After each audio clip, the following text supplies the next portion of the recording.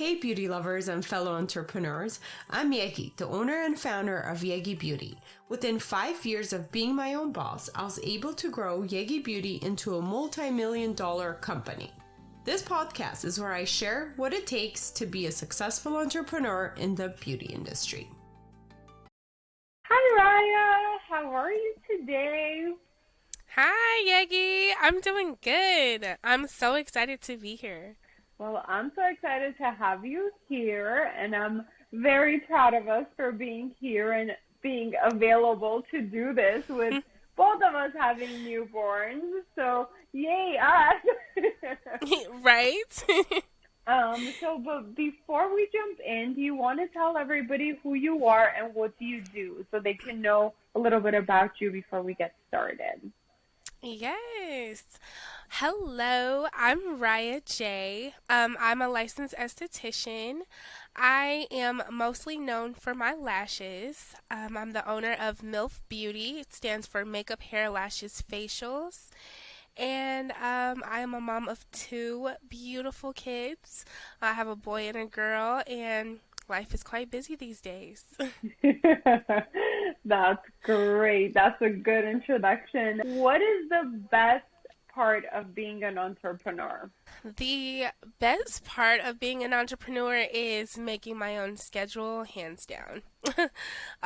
Especially with having 2 kids, life gets busy, so I get to have that control over my schedule.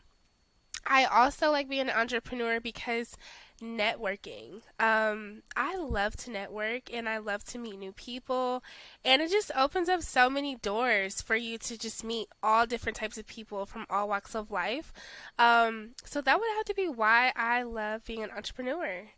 Great. And then what would you say the worst part is? Ooh. You know, the worst part about being an entrepreneur is I stopped working a 9 to 5, so I didn't feel like I was working so much. But being an entrepreneur, I work 24/7. So I would have to say that's the worst part. You never stop working.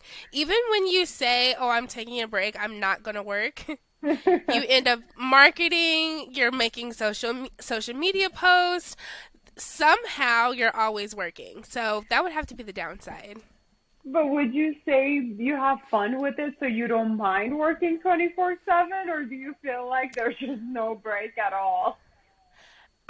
Well, I'm definitely normal, so I do have burnout sessions, but I absolutely love what I do. So to me, it's not working. I think that's why it's the downside, because I'm like, oh, I'm just posting or I'm marketing or I'm answering clients' messages. Like, it's not a big deal, but I love what I do. So it's not too of a bad thing. Yes, I totally agree. Even for me too, I really try to do the whole balance thing and block out my schedule and say, okay, I'm not working these days, but no matter what, we still answer the phone and emails Yep. and still be involved when we're needed. But for me too, I would agree that I don't mind doing what I do. I love doing what I do, so I don't mind working 24/7, but definitely I've Yes. learned alongside that I need to create like boundaries from myself and really Yes. like not do it, or else it can be very exhausting and consuming. Yes, it can. All right. And I guess the worst part would also be not only the physically working part, but probably also your brain doesn't turn off 24/7. You're always thinking about your business. It's not like you're off Always. the clock and you're like, okay, I'm done. I'm not going to think about it. Absolutely. Because 3 o'clock in the morning, you'll just be laying there like, ooh, should I get this color or should I get this? Or, oh my gosh, I have to make a post about this. Or, oh my gosh, I forgot to text that client back. Your brain never shuts off. All right. Next question. What is one thing most people don't know about you or your brand? That's a good question. So, I would have to say, starting with my brand, a lot of what people really don't know is like the MILF Beauty, when they first hear MILF, they're like, oh, okay. But it stands for makeup, hair, lashes, facials. I really kept like that name really close to me for a while, and I launched it last year, made my business an LLC, and it really meant more to me because it does have that double meaning.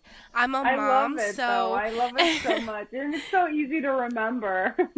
yes, thank you so much. And it helps because I'm a mom, so it's for the moms that like a lot of times we can lose ourselves in our kids or we can lose ourselves in motherhood. So me like coming up with MILF Beauty was for the moms still trying to get their sexy back, still knowing that you can still be mom and you can be a mom at the same time. Yeah, that's not gonna stop us.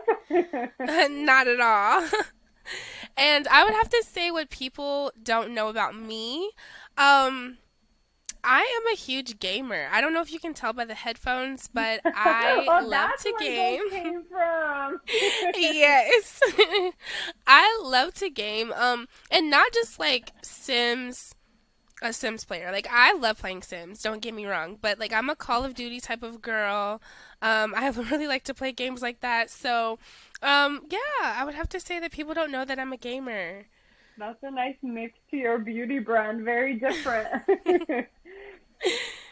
Okay, what is the challenge that you overcame but initially thought that you wouldn't be able to? Personal or business. So any big challenge that you were very hesitant that at first you were like, "Oh my God, no, this is too difficult. I can't do it." But then you actually accomplished it and you were like, "Okay, I got this." Like I got this. I would have to tie this into me doing lashes.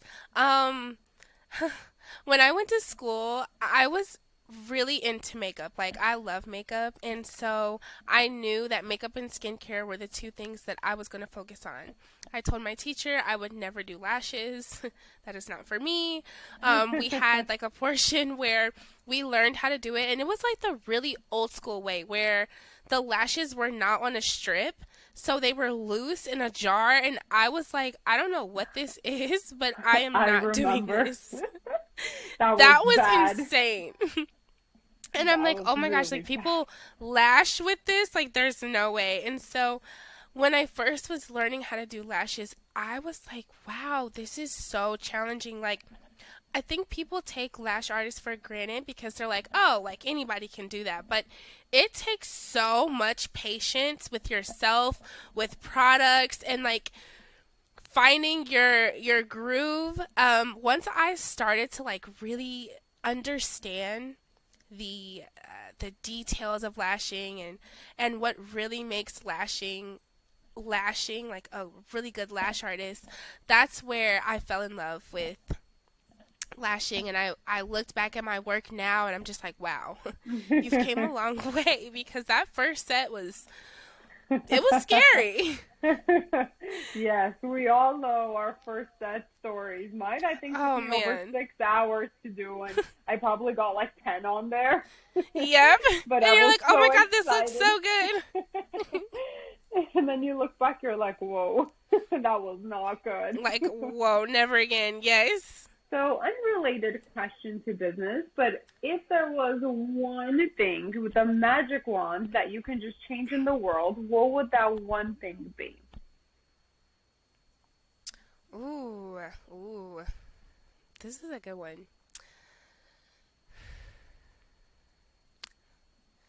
There's so many things that just in general that this world needs to work on. Oh, yeah. I Pick mean, one. wow. I would have to say, like, the first word that sticks out to me is equality. And I think all the way across the board, no matter what color, what race, honestly, just equality all across the board for men, women, I mean, Mm-hmm. the LGBTQ community. It's, I would say that's just a broad word, is equality. We need more grace with each other in Yeah, this world. definitely. Um, I think that's a great I would one. have to say That's what I would have to, if I could wave my magic wand Wave and just it. like change something, it would definitely have to be that. And um, also, I would have to say the homeless community. You can Um, only pick one. I'm just kidding. Look, see, I it's so know it's hard. very It's so hard hard. to pick one. But yes, definitely we have a long way to go in this world. But I guess Absolutely. it's also kind of a good thing because it gives people things to work on and challenges to overcome, and hopefully with great people who see that vision for the future will accomplish it slowly but surely. Yes. Absolutely. Awesome. Okay. Now, how did you get started in the beauty industry in the first place? Were you always interested in beauty? Have you been always somewhat working in the beauty industry, or did something spark in you and you're like, nope, I'm going to transition into the beauty industry? So I have actually been into beauty since I was a little girl. I used to do my mom's makeup when she would go out with her friends.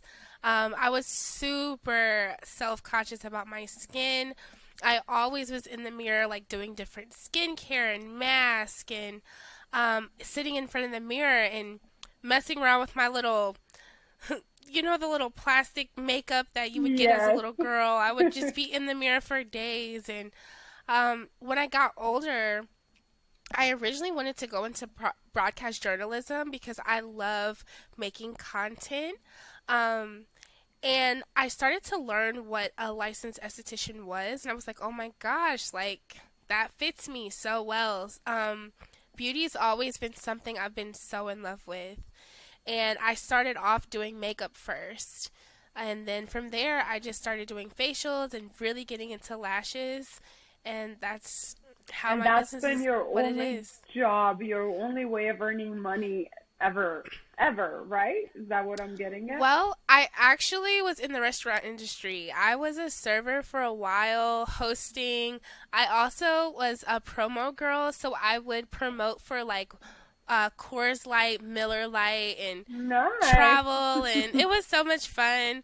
But I just always knew like this is not what I want to do, and so ever since I would say 2016 is when I really started to pivot more into getting certified to be an esthetician. That's when I knew like, okay, this is it. This is what I'm doing. That's great. Honestly, it's great to share that story because I know there's a lot of people out there who do want to jump into beauty industry and they do love it, but obviously, like if you have no clients and you're just starting out, it could be really hard to earn a living because at the end of the day, we still have bills to pay.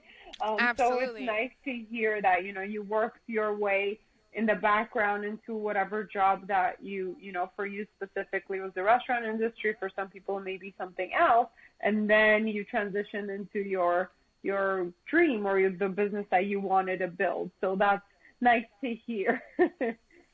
Thank you.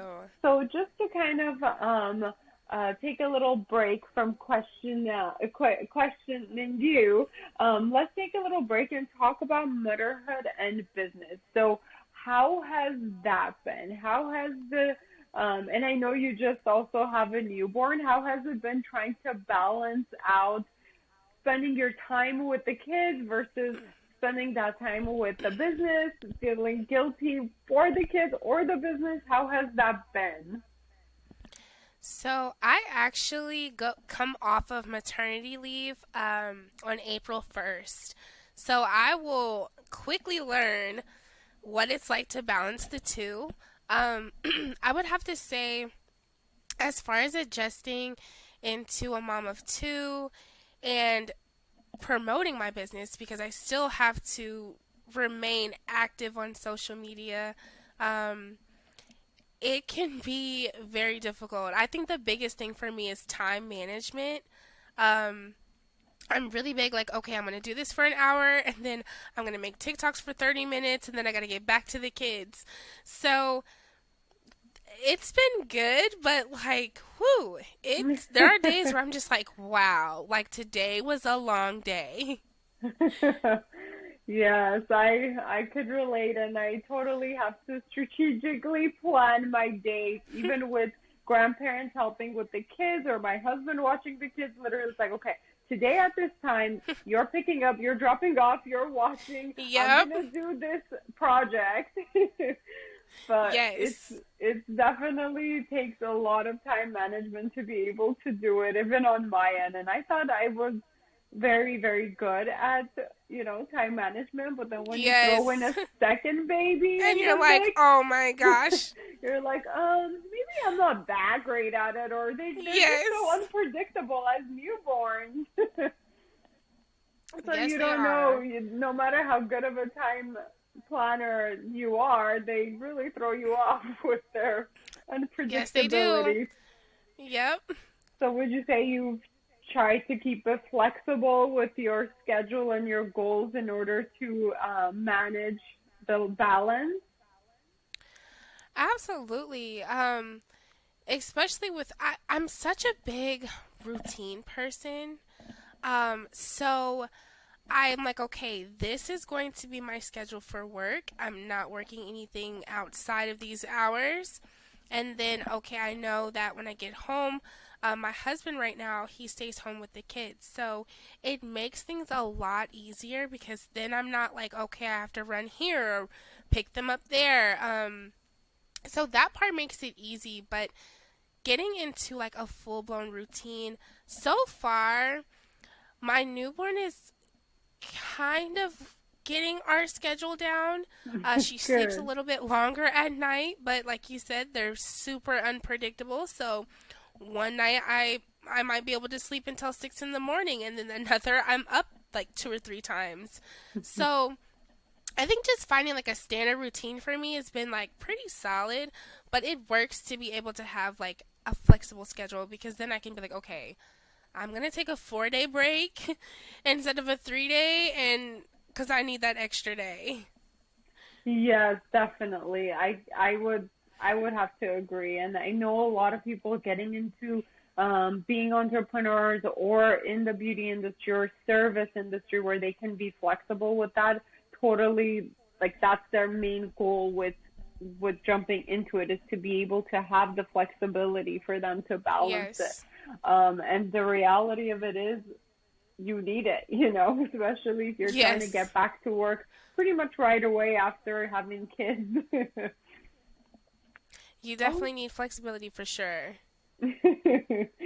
what's the hardest part you think it's gonna be once you actually start taking clients again? You said April 1st, so that's like tomorrow, right? In a couple of days. Yes, in a Um, couple of days. what do you think the hardest part is gonna be, balancing actually physically leaving the kiddos and being at work versus just doing the stuff from home?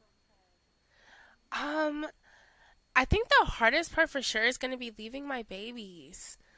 You No. get so used to just snuggling them all day, and for me, Nova's only been home for a couple of weeks, so it's like I'm learning my newborn all over again, even though I was visiting her every day in the NICU. Um, Being with her every hour of the day is like, I'm gonna miss leaving that. Um, and so, oh, and I would have to say, I've been enjoying kind of sleeping in. Usually I get up Lucky really you. early, but like if I get up with her like around 6 or 7 in the morning and she'll go back to sleep, I'm like, oh yeah, like I'm not gonna get up until the afternoon time. So Mama that's sleeps been when baby spoiling sleeps. me. Absolutely, I've been definitely taking advantage of that. Good. What advice would you give anybody else, any other mother trying to balance the whole work-life balance with the babies? The best the best advice I can give is be patient with yourself. Because this is new for everybody. I learn something new every single day, and I just having like that patience and that grace with myself, like today wasn't a good day, but tomorrow's gonna be better. Um, and just like coming up with a routine that's gonna be good for you and your household. But I would have to say just really being patient with ourselves. We all have different types of schedules, but just like knowing like, okay, this is what works for me. If that's what works for you, then definitely run with that. Yes, and the flexibility of being okay with being not okay is the key, I Yes. think, that Because we're not every human. day. Yes, not every day is a walk in the park. No. Okay. So what made you realize or decide that it's good time to go back to work April 2nd or April 1st, I'm sorry. No, you know, even though I'm a mom, I love what I do. My clients are also like my babies, and even though I love motherhood, I don't like to let motherhood just define me completely as a person. Um, and so when I'm lashing, it allows me to be able to escape into my own creative world.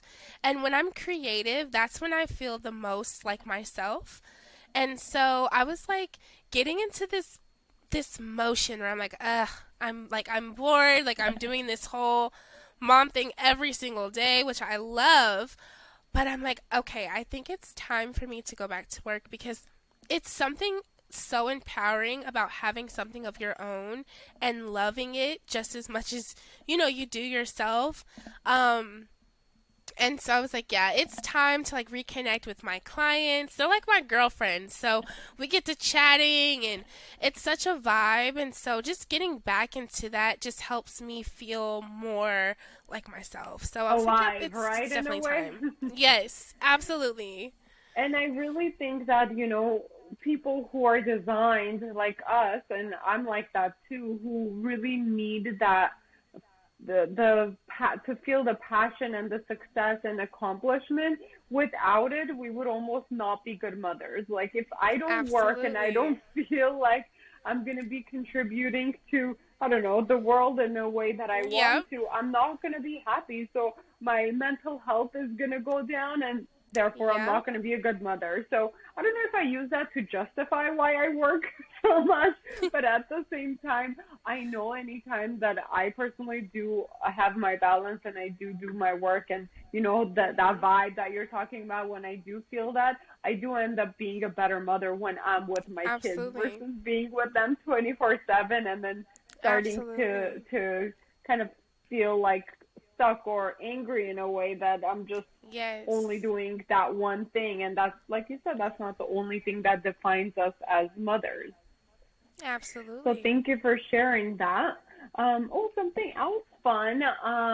I made a note here that you did go viral on TikTok recently.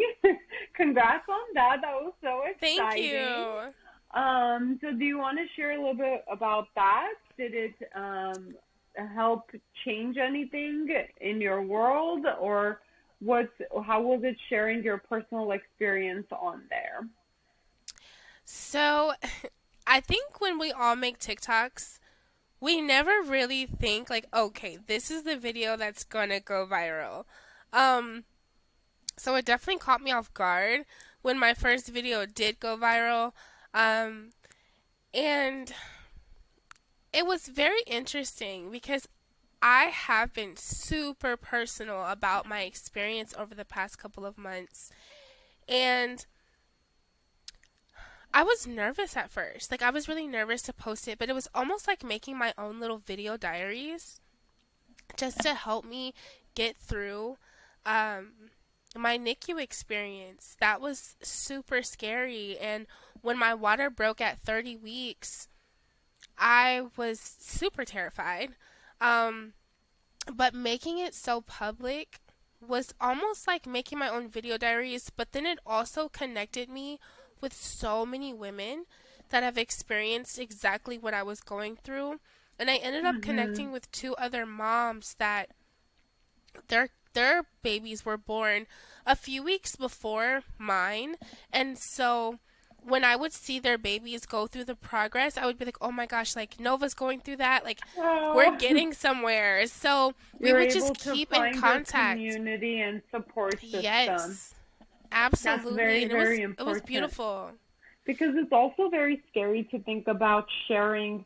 You know, a lot of times on social media, we see people sharing all the happy experiences, all the best moments and highlights in their lives. And we assume that everything's always great in everybody's lives. And then as humans, when we kind of go through a negative experience, we automatically shut it down instead of sharing it. So Yep. having that kind of courage also to share so much of your personal story, I think is also so beautiful and so great for people. Because I went through a hard time with my first pregnancy too. I didn't share too much. I feel like I'm also one of those people who kind of shuts down when things aren't going my way. But I Yes. could definitely see how helpful it would have been if I did talk more about it with people who can, help support me through that process, strangers, because maybe sometimes we don't have family or friends that could relate to us. So, Absolutely. kudos to you for doing that. And honestly, it's so nice to see that we're human behind our social media, right? Yes. Absolutely. Um, I think if I didn't, I would have. I am a person to kind of retreat. If I feel like something, because I love sharing the happiest moments of my lives, but for me, I felt like going through this, if I shut down, I was going to shut off, and I was scared of going through that side of postpartum. Um, mhm. and so sharing that intimate part of my life was like taking a big deep breath every day, because then it was like it's amazing how much strangers can encourage you. So it was so It's beautiful. They beautiful. ended up Mhm. starting a hashtag Nova Strong instead of NICU Strong, and it was so beautiful to just have that support, and it really kept me going every day. Oh, yay, that's so nice. I got like goosebumps all over. That's so nice to hear, honestly. I love that. I love knowing that there's good people out there to support each other at like times of need. But Absolutely. congratulations. I'm so happy everything turned out great at the end and your daughter's beautiful. Thank you so much. You have such a beautiful family. And it's so Mm. amazing how we both had a boy and we both had a girl literally, I think like the same year. We did. Like few months on, like before and after each other. We were kind of on Yes. the same timeline with that. Yes. So is there a number three coming soon or no? No, So like I tie think my two tubes. is enough. My husband was like, I think we should get a dog. And I looked at him and I was like, I can barely deal with the two kids that we have right now. I'm Like, surprised are he's you crazy? suggesting that. I was like, babe, no, I can't handle two kids and a dog right now. No, a dog is like a whole other kid. Yes. Especially with kids, because my dog that my parents adopted when I had my own family, because it was too much for me to take care of. Now my kids play with the dog all the time, but they're little, they don't understand more. So when it's No. Alexander with the dog, it's so much work. I don't know who to protect. I don't like the dog is a Yes. tiny dog, so I have to hold back my kid, but at the same time, the poor dog wants attention, so it's literally like having another kid. So tell your husband to think Absolutely. twice before Yes. surprising you with a pet. Absolutely. What advice would you give to beauty service providers when it comes to working or working with brands or representing a brand? I know you've been an ambassador of ours, and I know you've worked with a lot of different brands. Like, what advice would you give others when it comes down to that partnership? So, first of all, consistency. I think being consistent will help lock you in to brands. Um, and just being willing to step outside of the box, because when I first started using Yegi, your products, I did not think in a million years that we would be here. So it's really amazing where it can take you. So just being consistent, really believing in yourself that you can hook and click in with other brands. And so I would just have to say be consistent, really believe in yourself.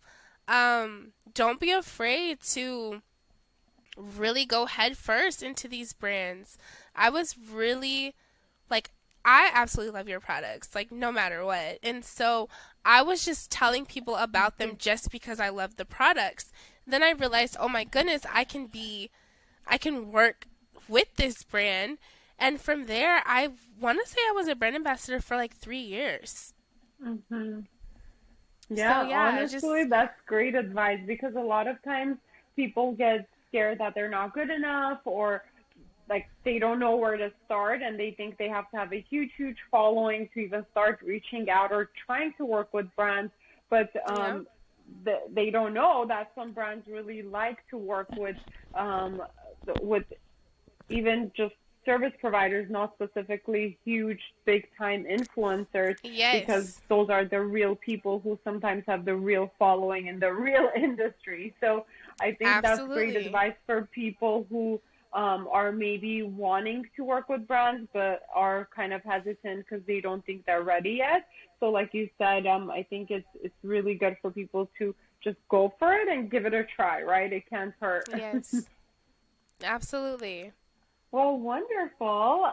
Is there anything else you want to add to our interview?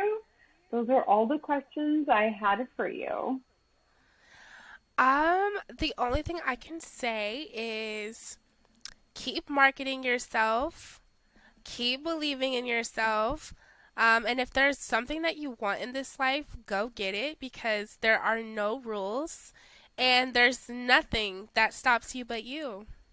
I love that. And I think with that, we're going to close this podcast. And thank you, everybody, for tuning in and listening. Please comment and send us questions. We'll be more than happy to interact with you. And make sure you follow and check out Ryah and her business. Let's support each other. We will link all her information. And like I said, thank you for listening. Until next time. Bye. Bye. Thank you for listening. Please rate and review this podcast. Follow and engage with us on social media under the Yegi Project. And if you're interested in being a guest, email info@theyegiproject.com. And don't forget to subscribe so you don't miss out on any future episodes.